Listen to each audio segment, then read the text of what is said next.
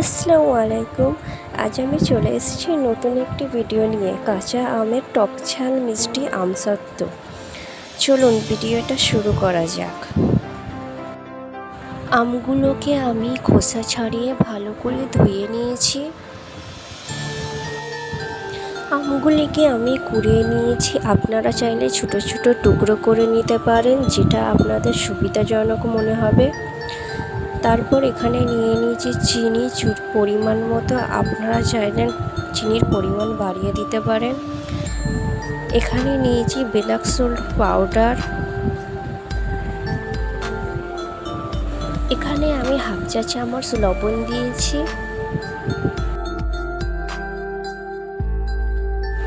তারপর আমি একটি তেজপাতা আর একটি দারচিনি ব্যবহার করেছি।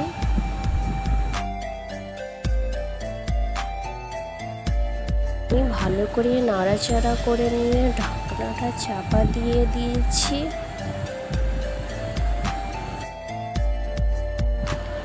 এখানে আমি একটি হাতার সাহায্যে ভালো করে মিহিন করে নিচ্ছি।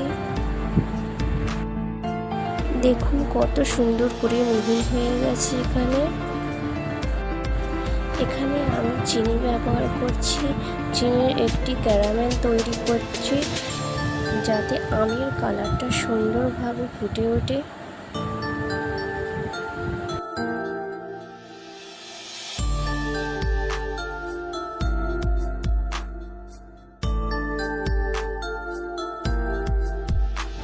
দেখুন এখানে চিনির একটি কি সুন্দর কালার হয়ে গেছে, তার মানে আমাদের ক্যারামেলটা রেডি হয়ে গেছে।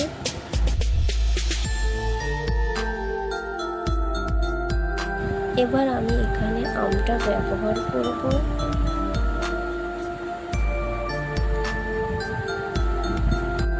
এখানে কোনো পানি ব্যবহার করব না।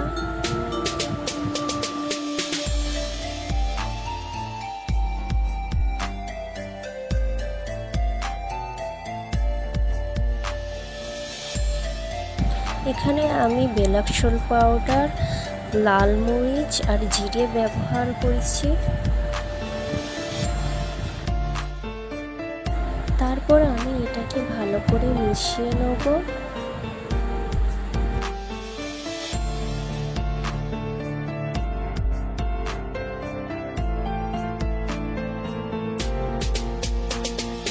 দেখুন এবারে এখানে আমসত্ত্বটা রেডি হয়ে গেছে। এবারে আমি গ্যাসটা অফ করে নামিয়ে নেব।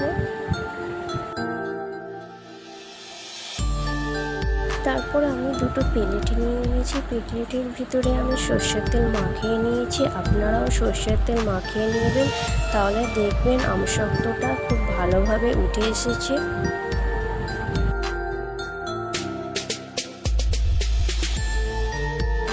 এখানে আমসত্ত্ব আমাদের রেডি হয়ে গেছে। আমসত্ত্বটা আমি 2 দিন ফ্যানের নিচে দিয়ে রেখেছিলাম। আপনারা চাইলে রোদে দিয়েও শুকিয়ে নিতে পারেন। দেখুন কত সুন্দর কালার হয়েছে এবং কত ভালো করে উঠে এসেছে।